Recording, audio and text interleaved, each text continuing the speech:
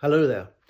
I thought I would share the second larger painting that I've nearly finished now on 30 by 40 inches ACF canvas, boxed canvas on board. They're brilliant. I'll just show you the logo.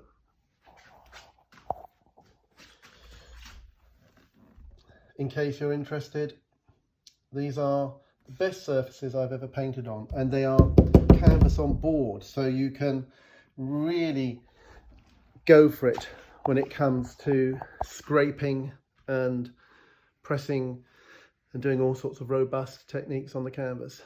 So I thought I'd just talk a little bit in some more detail about this latest painting after having spoken about the previous one I had completed. So let's take a closer look.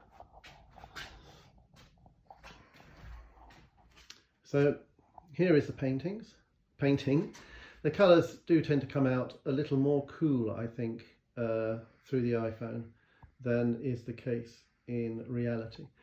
But one of the things I wanted to talk about was abstraction and mark making, because people look at my paintings and they say, oh yes, but they're pretty representational. Well, yeah, they are sort of, but the point I wanted to make was that when you actually look at the mark making within the painting itself, it really is pretty abstract. It's quite loose, rough, some of it sort of spontaneous mark making. And you can see here there's quite a lot of kinetic action with the brushwork. And if you were just to frame that as the camera does, you'd say, oh yeah, that's a sort of an abstract landscape.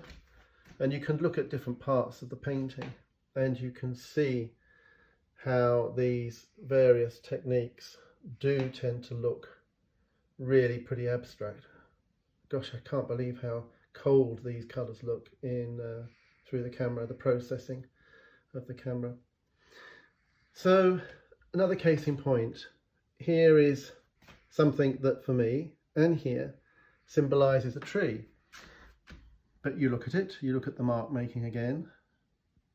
There's nothing where I've set out to actually paint a tree. The tree has sort of evolved through processes of serendipity and addition and subtraction. And here's the other one.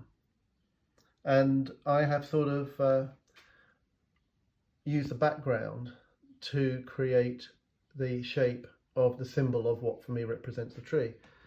But when you draw back in the painting and you see everything in context, then it becomes clear that you're looking at landscape configurations of one sort or another, and you can see shadows, trees, light, distance, clouds, light, time of day, weather, all sorts of information.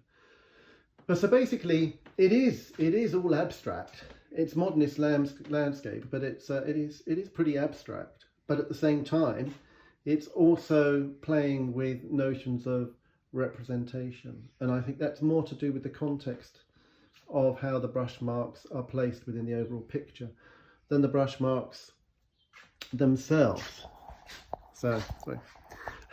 I do apologise for the changing round of the camera.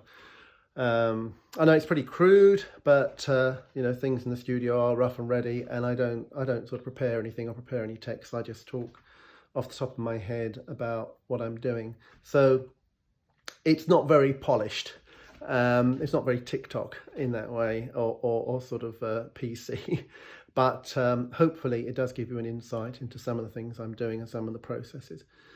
And also just to say finally that the processes that I go through when I'm painting are also reflected in the way that I write poetry, the way that I compose music. And I learn so much from painting, from the way that things are balanced and from different structures. And that all goes into the music, and it also goes into the writing. So there's a huge interchange between what comes out of my body as a form of expression, what comes into me as a form of stimulus from the environment, and what people see as those outcomes, whether it's paintings, compositions as in music, or in poetry.